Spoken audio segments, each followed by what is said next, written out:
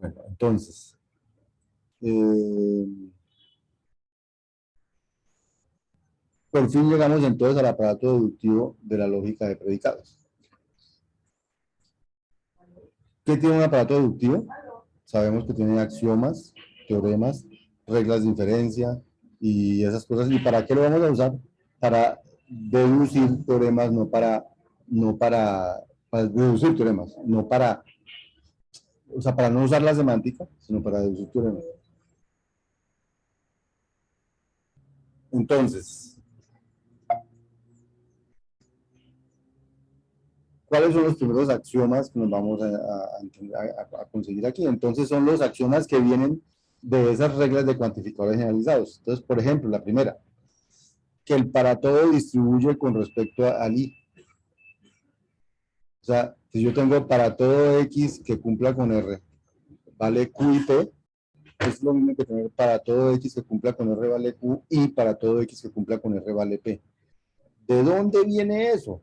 Acuérdense que hay una regla de estas generalizadas que se llamaba la distribución del operador generalizado.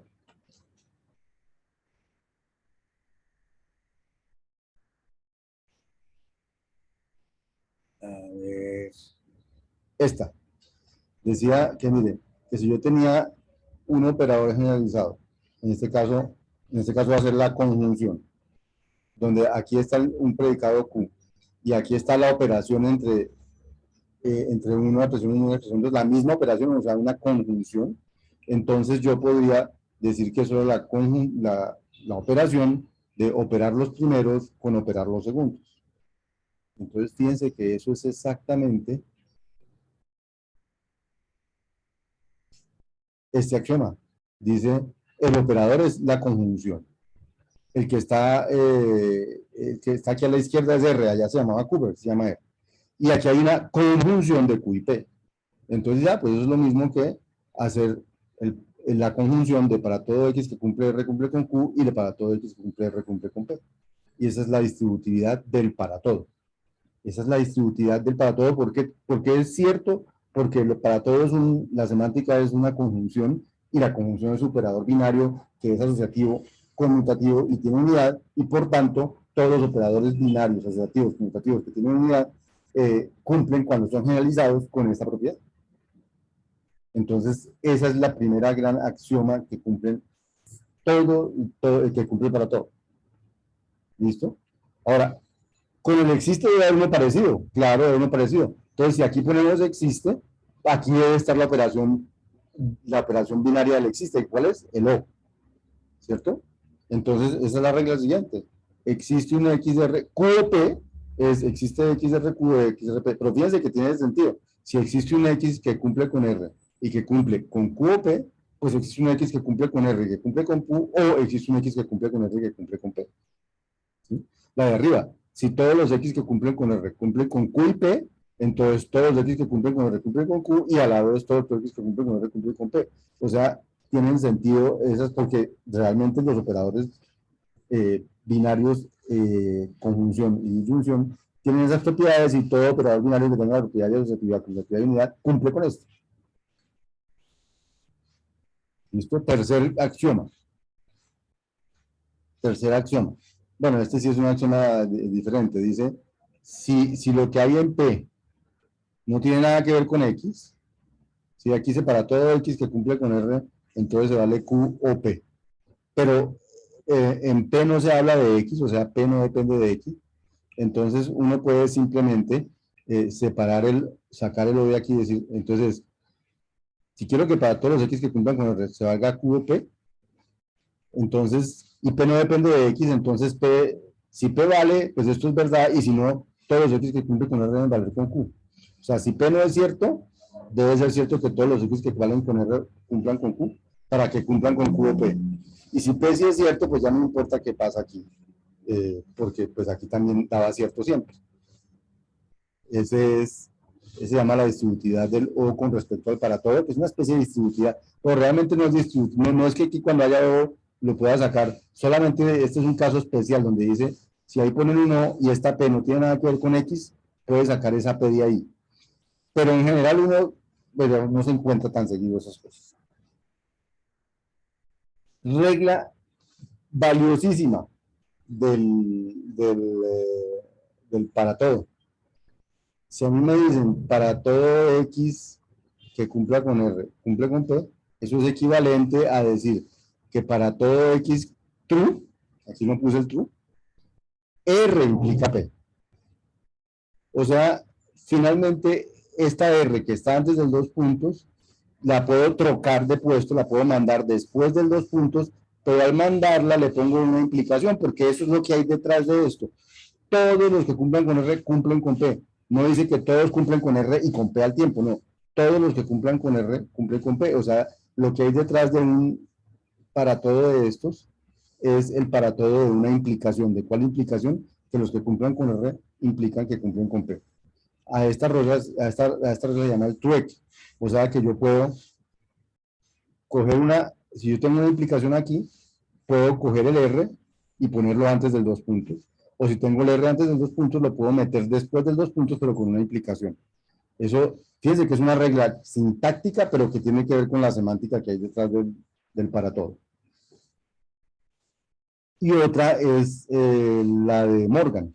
Esta, que alguna vez me preguntaban que las negaciones de los existen, los para todos. Este dice, si a mí me dicen que existe un X que cumple con R y cumple con P, quiere decir que no existe ningún X que cumpla con, no es cierto que todos los X que cumplan con R cumplan con no P. O sea, aquí diría, todos los X que cumplen con R no cumplen con P. ¿Cierto? Entonces eso no es cierto. Si hay un R que cumple, si hay un X que cumple con R y que cumple con P, no es cierto que todos los X que cumplan con R cumplan con no P, porque hay por lo menos uno que cumple con P. O sea que existe X, esa es una manera de cambiar el existe por un para todo, pero hay que introducir negaciones aquí y negaciones en el consecuente. Y esta se llama una regla de Morgan, porque al igual que con el no de un i es un no, o el no de un no es un i, entonces el no de un para todo es un existe, y el no de un existe va a ser un para todo. Entonces a estos se llaman los axiomas, los primeros son los primeros axiomas de la regla de la lógica de predicados, y son axiomas ecuacionales porque son equivalencias. Esto es equivalente a esto, esto es equivalente a esto, esto es equivalente a esto, esto es equivalente a esto, y esto es equivalente a esto.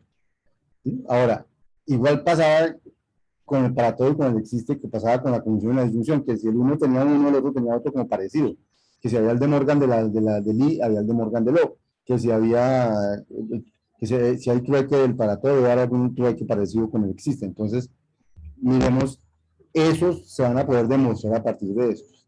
Entonces, a estos los vamos a llamar teoremas, y ahorita los vamos a demostrar, porque vamos a poder deducir a partir de estos. No necesitamos, con estos ya podemos deducir estos que estoy mencionando aquí, y ahorita vamos a mostrar unas de esas pruebas.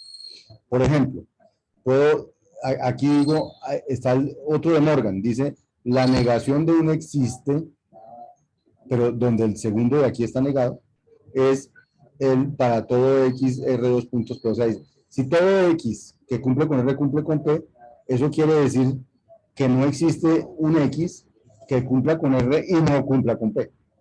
Porque si todos los X que cumplen con R implican que cumplen con P, entonces no puede existir un X que cumpla con R y a la vez cumpla con no P. Entonces, estas dos cosas son equivalentes. Y también es un De Morgan generalizado. Se llama De Morgan generalizado porque es con para todo y con el existe, no es el De Morgan de la disyunción y la conjunción. Esta es otra especie de Morgan, que es la negación de un para todo. La negación de un para todo. Entonces, si uno aplicara esto ya como la negación, o sea, este para todo es equivalente a esta negación. Entonces, la negación de esto daría doble negación, entonces da no existe, X, R, no P. O sea, negar que para todo X, R, los que cumplen con R, cumplen con P, es equivalente a encontrar un X que cumpla con R y que cumpla con no P. ¿Sí? Si yo digo no todos los X que cumplen con R cumplen con P, es porque hay un X que cumple con R y que cumple con no P. O sea, el que muestro que no cumple, que todo el que cumpla con R cumple con P, es ese, señor, que cumple con R y que no cumple con P. Esa es de Morgan. Y está la otra, la negación del existe. Solo que fíjense que aquí decía no P y aquí dice P. entonces pues es equivalente a este, solo que donde diga P de no P. Dice, si no existe un X que cumpla con R y cumpla con P, si no hay ningún X que cumpla con R y cumpla con P, quiere decir que todos los X que cumplen con R cumplen con no P. Y esas tres, con el axioma de Morgan, son las reglas de Morgan análogas a las que había entre la conjunción y la disyunción, entre el para todo y el existe.